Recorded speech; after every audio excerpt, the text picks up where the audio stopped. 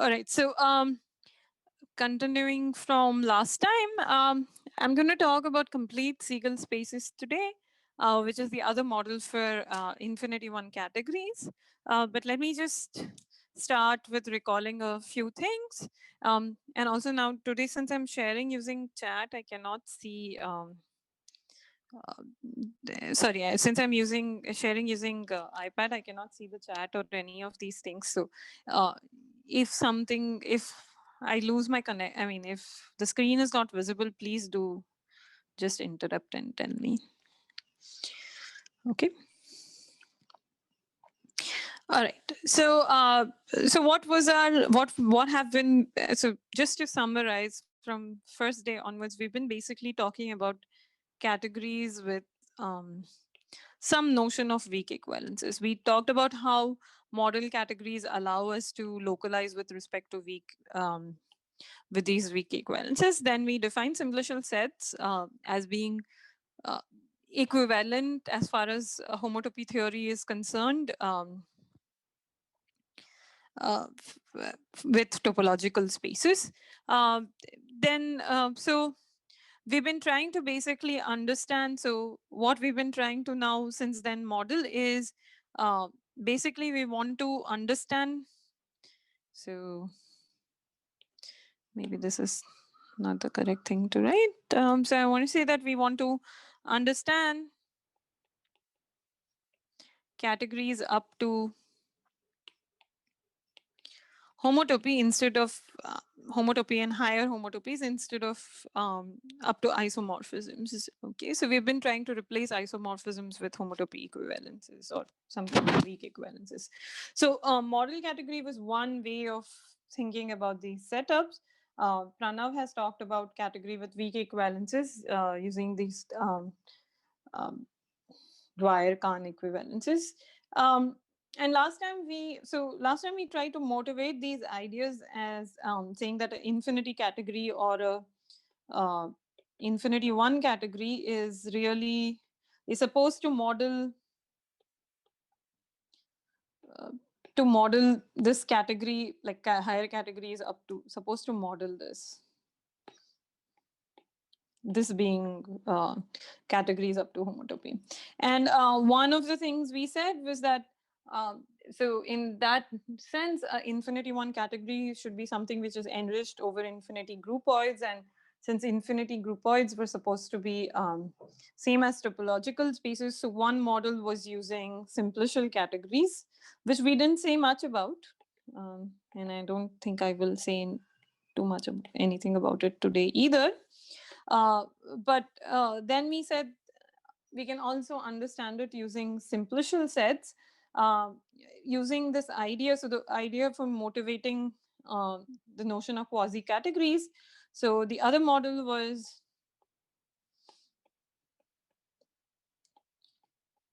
quasi-categories, or what are known as inner Horn complexes.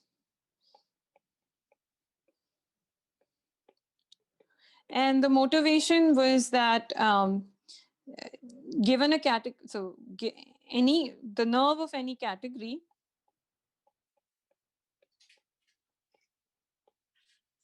will always will give a inner Horn complex, and the lifts will all be unique.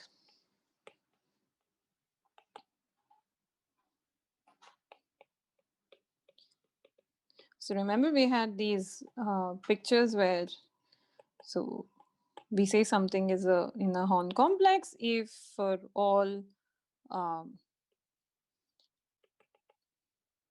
so this lift exists for all k between 0 and n. So we said that if we want, so the uniqueness comes from the fact that we have certain maps being isomorphisms, or we are able to go in both directions.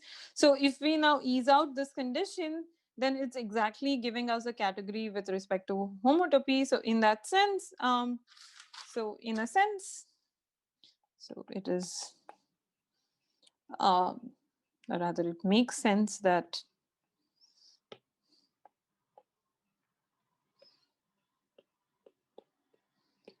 in some sense, inner horns, complexes,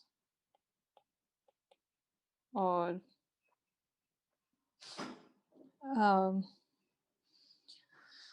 quasi-categories, model categories up to or model homotopy. Now that I've said, I should infinity one categories, since we ease the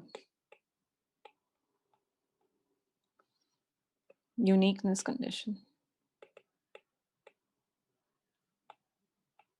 So if in an inner horn complex these lifts are unique, then you know they actually have to be nerve of some category. All right, so today we're going to talk about a slightly different model. And again, this uses the idea of nerve construction. And just to recall, one of the things we did last time is recall that non-equivalent categories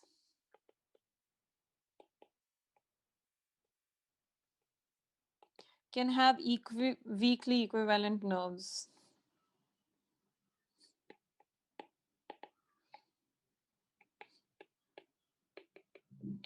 So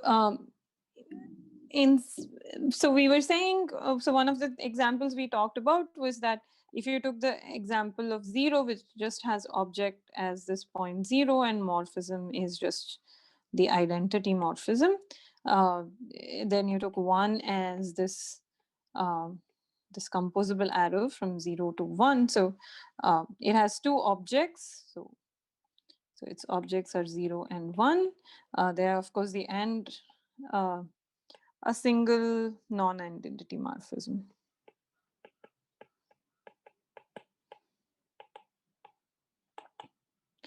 And then we had a third example, which whose objects were two elements. And then we had a, so there existed isomorphism between these two objects.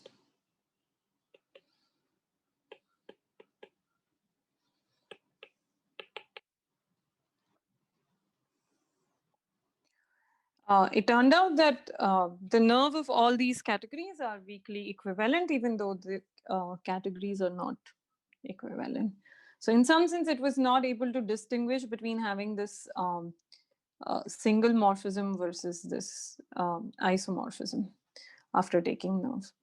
So, so the idea is to define something called the nerve classifying diagram. Okay. So to make the distinction finer, we define, so the definition is due to Charles Risk.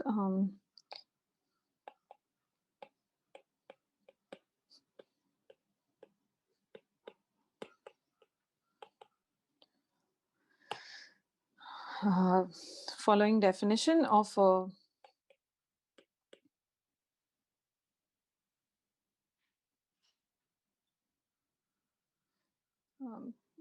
classifying diagram. Okay, so nerve is called the classifying space, and this is called a classifying diagram of a category.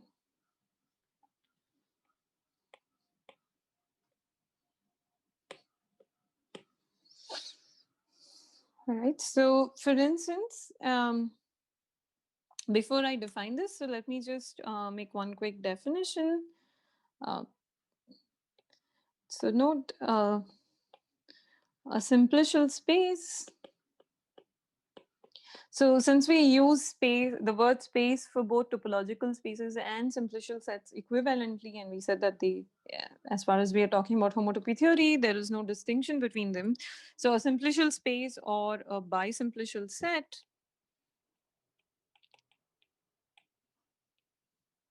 for us is a simplicial object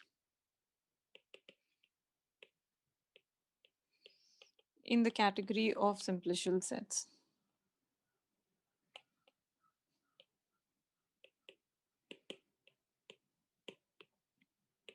Okay, and it will be enriched over simplicial sets. So we will have a mapping space between two simplicial spaces, which will be a simplicial set.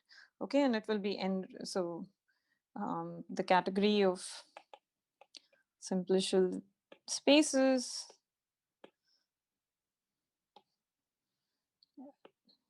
so whatever we need, I will define. So even if you don't know certain things, you can kind of take them as black box category of simplicial sets. Sorry. Simplicial spaces is enriched over simplicial sets.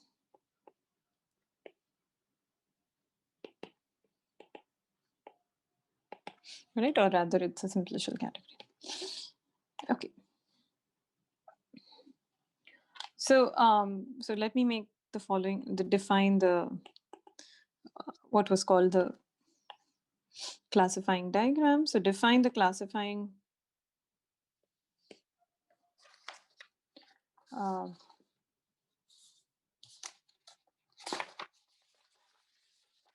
I just want to make sure that I'm not missing any word in the, so yeah.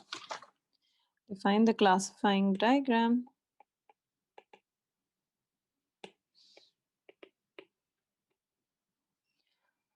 In C of a category,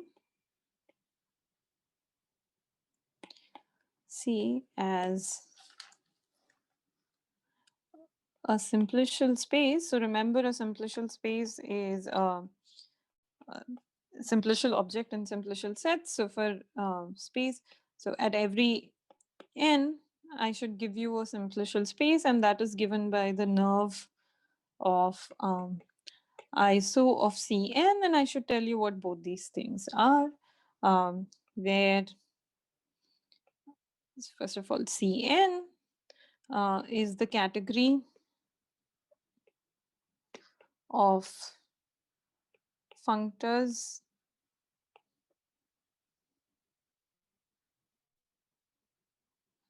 okay, from N to C. All right. So that is objects are n length n. So n length chains of composable maps. Composable maps,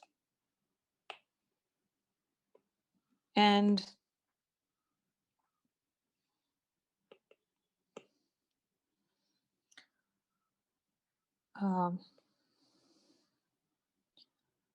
sorry, and then morphisms are so morphisms here. So because I'm saying ISO, morphisms are natural transformations which are object-wise isomorphisms.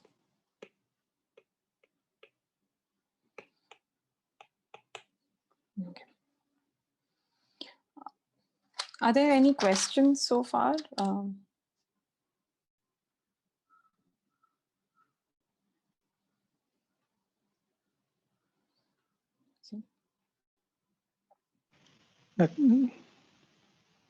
Okay, thanks. I was only worried that if I get disconnected, I would not even notice while I'm sharing the screen. Okay. I will tell you if something like that happens, Boe. Yeah, except, okay. Anyway. All right. So let me just give a quick, I mean, we can write this out for a few examples. So what is NC 0? So that will just be, you take ISO of C, so it is the category C, but the subcategory, so this is often called the maximal subgroupoid. So it's just the category of, so this is often called the maximal subgroupoid. So it is just the same objects, but the only morphisms I'm taking are the isomorphisms. Okay, and then I'm supposed to take the nerve of this. All right. So for instance, if I C was the category of finite sets or something, then ISO of C would just be the category of finite sets, but only with the bijections. All right. So when N is 1, what does this do? So then N is supposed to be the nerve of the category ISO of C1. C1, remember, is now supposed to have as objects what would be morphisms in, so objects are, so these are morphisms in C. And then morphisms in this ISO C1. So if I have two such things, and maybe I can, since I'm able to color these easily. So these are two objects. So these are my two objects. So these are objects. And the morphisms then are natural transformations, but they are supposed to be given by object-wise isomorphisms. So, so this green thing is a morphism. All right. So if I try to draw a picture, so one can kind of expand this out. In general, if I'm talking about, so if I'm talking about NCN, it itself is the nerve of ISO of CN. Okay. And then one may wonder what its M simplices look like. Then M simplices will be like these diagrams of morphisms. Sorry, of composable morphisms. So there'll be N of them. And then I will have these, again, some composable,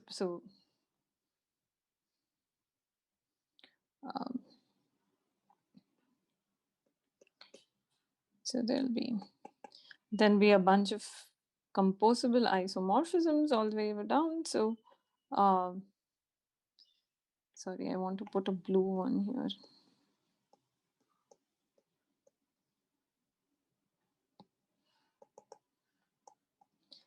Okay, so, and they will be like connected via these isomorphisms.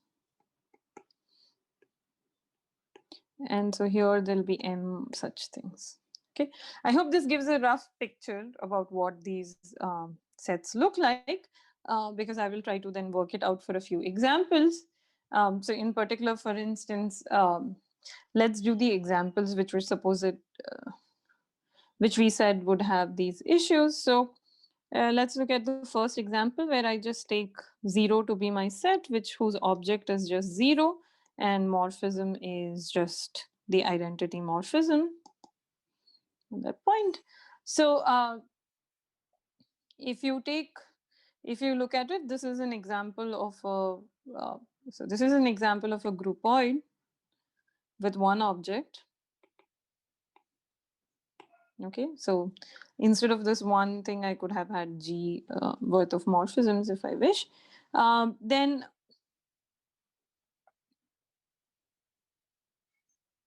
okay.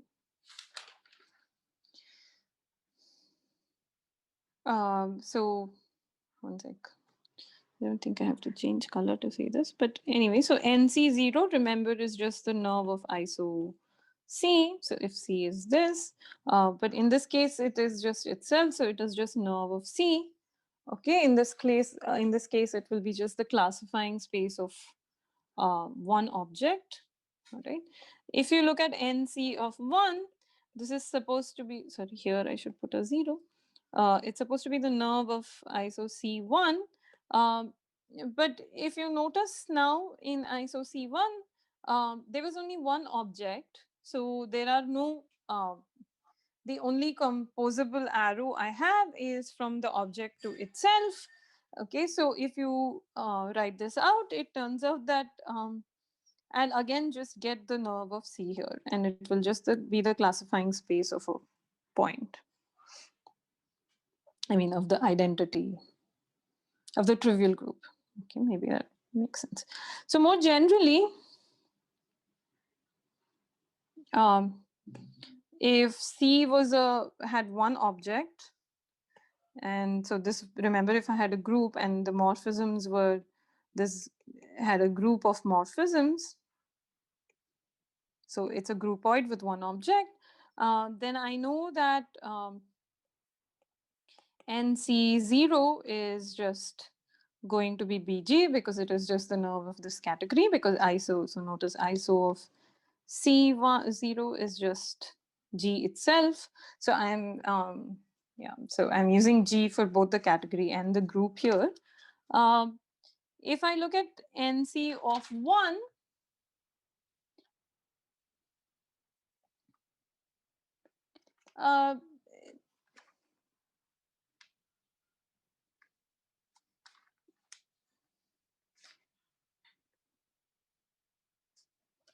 then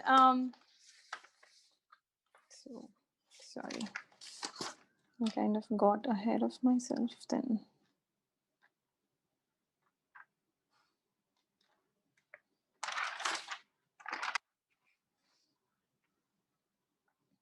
So if you write down NC of 1, so again, if you look at, you're just talking about isomorphisms in C, you can kind of see that this will not give you anything new, and it should just give you BG again.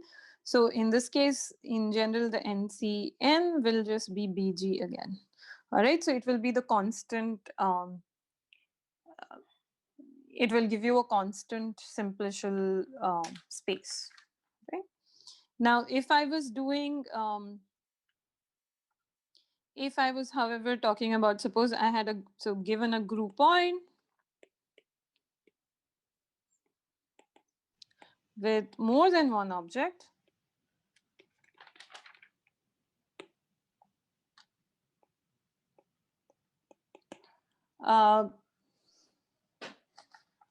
then what, sorry, okay.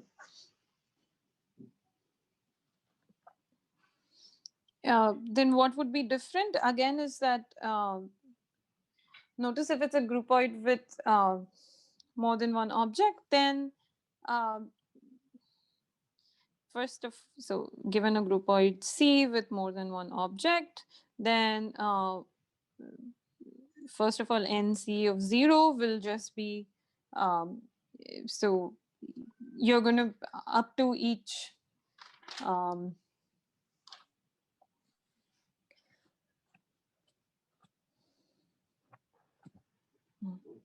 sorry.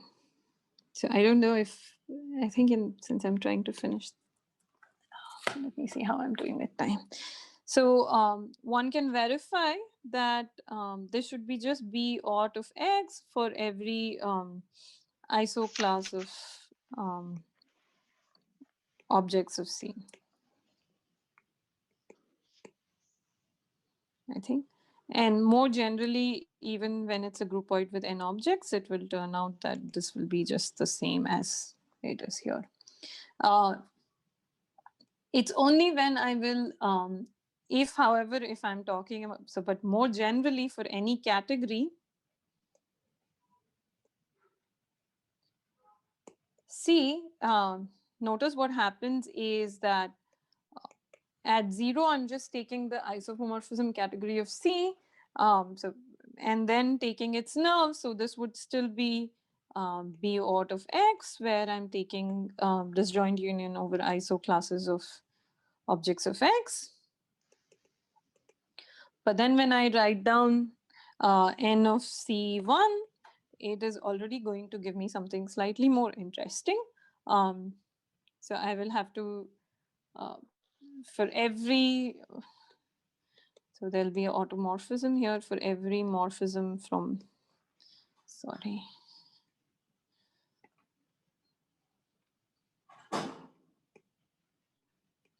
X to Y, and now my X and Y are,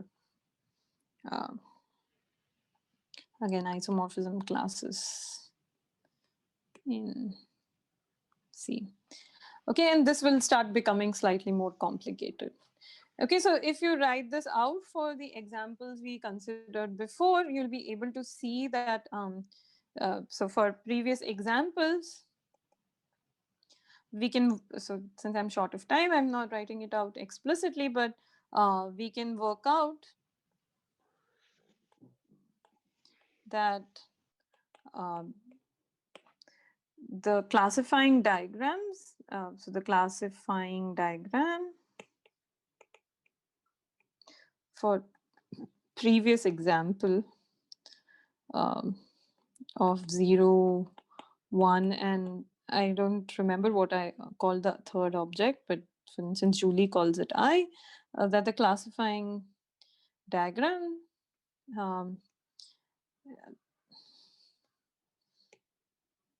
is not level-wise equivalent.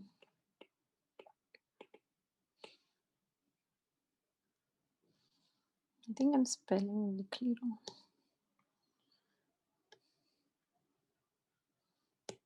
Is not a level-wise weak equivalence. All right, so at every simplicial level, you'll get something different. However, what one can show is that if we are talking about nerves of two categories, which are equivalent, so let F from, so rather it's a if and only if statement. If F from C to D is a, or rather, a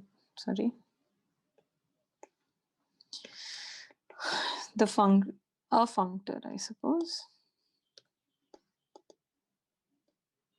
from C is a equivalence of categories.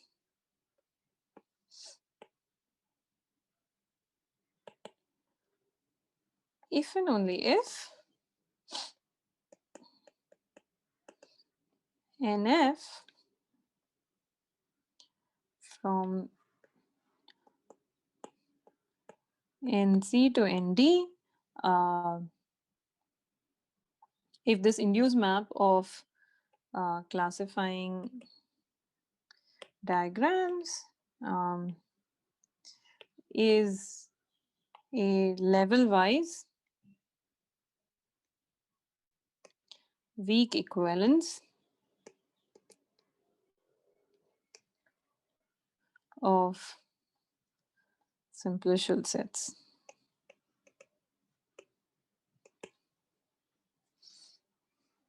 Okay. In fact, for a groupoid, it is sufficient to just check. So for a groupoid, we had said that it's just enough to know that the nerves are weakly equivalent. Okay. But to prove this, so I'm not proving it, but to prove this, it is sufficient to prove this. It is sufficient to actually show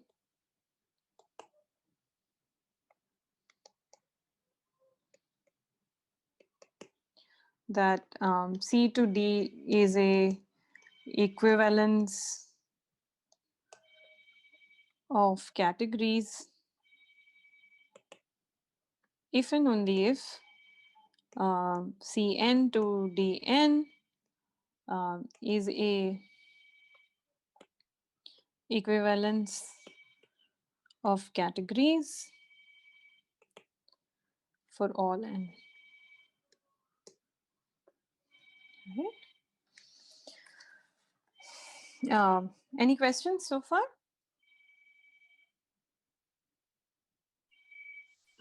Hello. Yeah. So I have one question that in the examples when you considered a groupoid, so you showed that it's always a constant simplicial space in each of the case. So is it a kind of property that for the classifying diagram is always a constant simplicial space? For a groupoid. Yeah. So I think, so you can show that. So that's what I was trying to say here. But for a usual, when there are, I mean, may not be isomorphism in that usual category, there is some non-triviality, like okay. Yeah.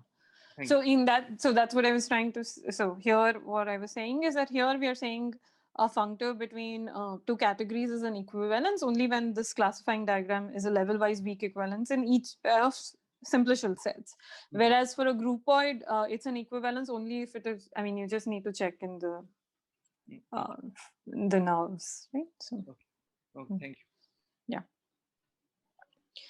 Okay. So. So it turns out, so there are, so one can prove the following facts about these classifying diagrams.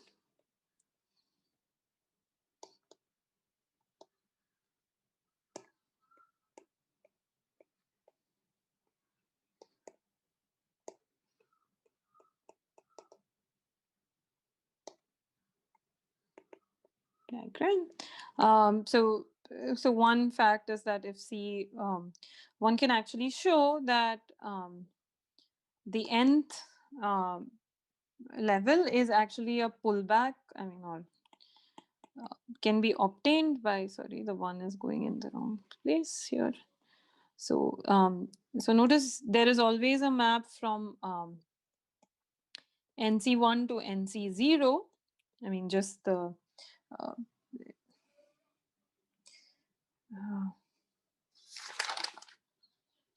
I should have written down the map here. Because this is a simplicial space, so there are these maps from NCs, and then you can take a pullback along this. Okay. I just want.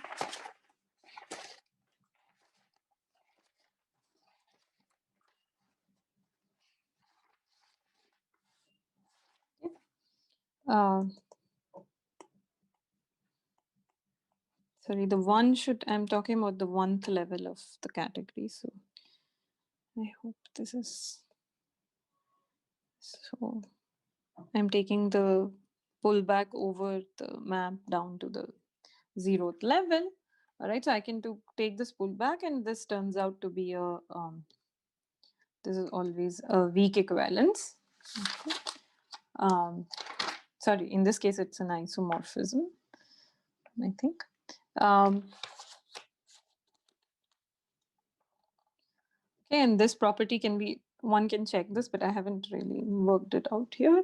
The other thing is that one can see that NC1 is exactly going to be something. So the first level of the nerve diagram will actually capture, will have all this information about the non-isomorphisms in C.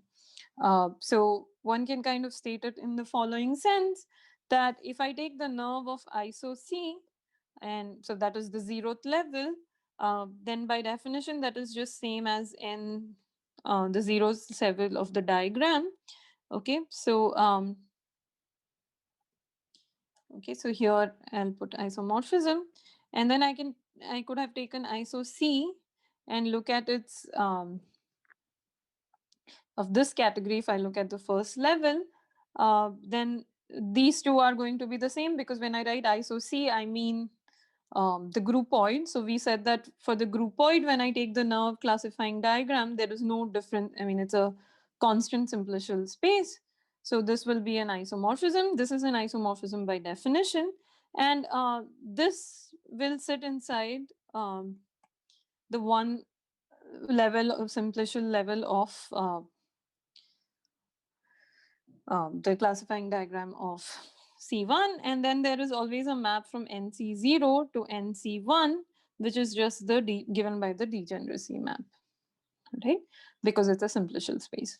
So then something to note is that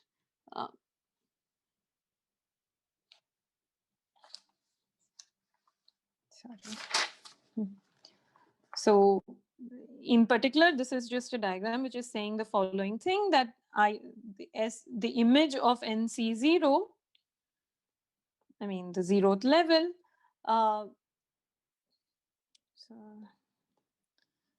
something will be actually isomorphic to, if I look at this inclusion, it will exactly look like the image under this inclusion of nerve of iso C, all right, inside of NC1. So this sitting inside NC1. Okay, so I will say how this condition comes about later, like why this is interesting. Okay, and then the final thing one can always just check is if you look at this nerve diagram, right?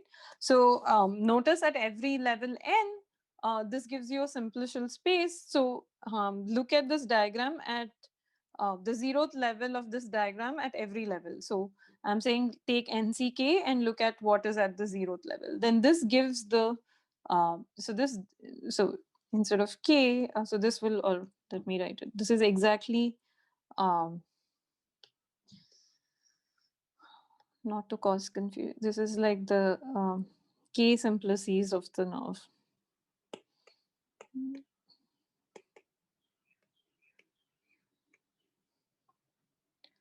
See, all right. So in some sense, it also captures this information about the underlying quasi category, if in some sense.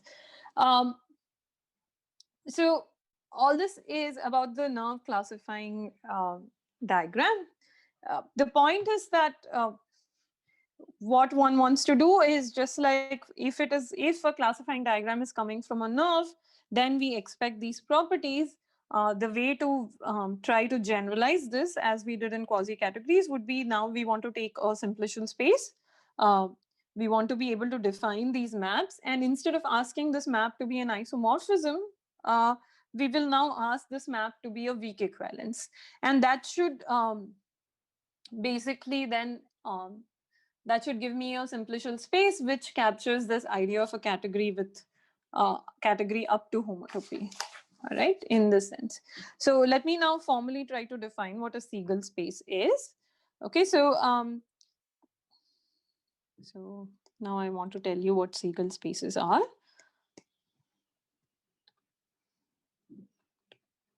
Yeah, I can just switch. Okay, so define G of n to be this object, I mean the simplicial. So remember delta 1n was this simplicial set, blank 1, the representable ones. And then you had we have this map from delta 0 going into here, okay, which is given by the map going from 1 to 0. There is only one such map. So I can write down this push out in the category of simplicial sets. All right. So for instance, in here G0 is just delta 0. It's just a point. G1 will be delta 1 because there's no push out to take here. You're just pushing delta 0 along delta 1. And G2, which will actually look like delta 1, it's pushed along delta 0. So notice you're just saying you have two composable maps which match at one endpoint. So in that sense, if you draw this diagram, it will actually look like, so the objects, I mean, this will look like two composable maps. So in that sense, this is like a horn. But more generally, this is not so easy to write down. Like, so it won't look like a horn in general. So it will look like some long diagram using these horns. Okay, but so note we said that, so now, sorry, we're going to just take Hom in simplicial sets from Gn to any simplicial set K. Then what one can write down is that, so this is coming from representables. One can show that this is going to be isomorphic to K1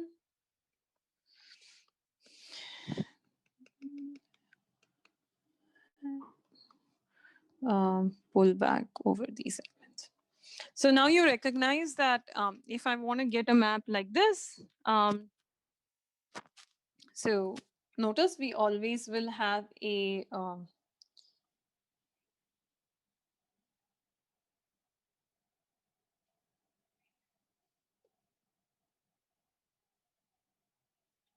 so first thing I want to do is now I want to do the same kind of thing, but now I want to do this in simplicial spaces. So I want to think of this. So this is a simplicial set, but any simplicial set can be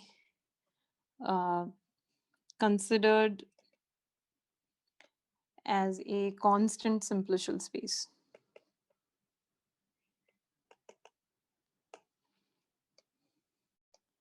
And we can set a notation just to see the difference. So it is like a it's like taking discrete topology on it. So if I say GNT, then this means that at every simplicial level K, it is just the simplicial set Gn. All right, this is how it is defined. And so similarly, I can talk about delta n being a simplicial set. And one can check that there is a map from,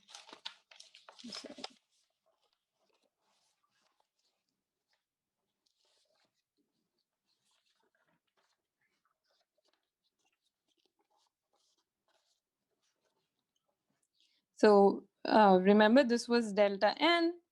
So there is a map from, sorry, that was G. So there is always a map from Gn to delta n, which can then give me a map at the of simplicial spaces. And then now this allows, so given a simplicial space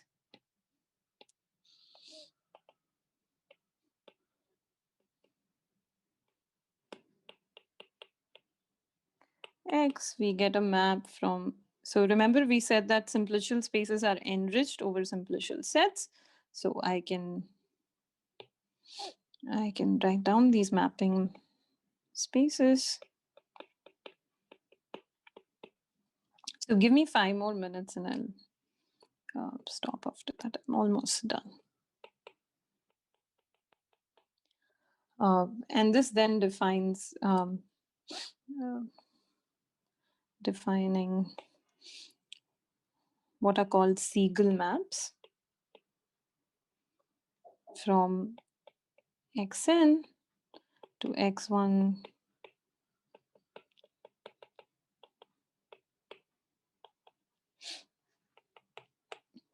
0. And now we can make the following definition. Simplicial space is said to be a Segal space if, so I need some more condition on it, and since we are short of time, and like given the format of these lectures, I won't have time to say what, but we need our spaces to have some nice properties because we are mapping into them and we want these maps to become weak equivalences. To be a Segal space if it is ready fibrant. So this is a model structure you can define on simplicial spaces. And the Segal maps are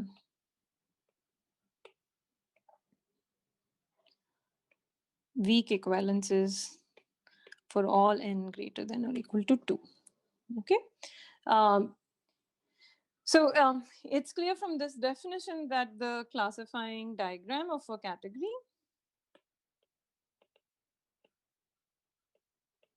I mean, I will have to show it as the classifying diagram of a category is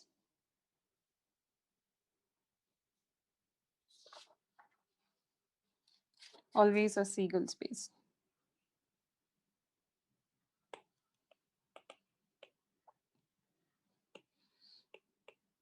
All right. So we have somehow eased this up. It turns out for things to work out nicely, I have to assume something more. So since we are like, so there is an extra condition needed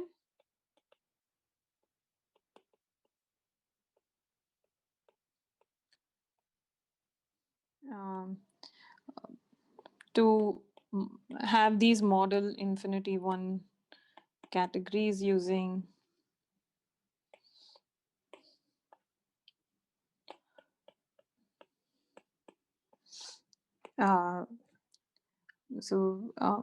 which are given by complete Segal spaces.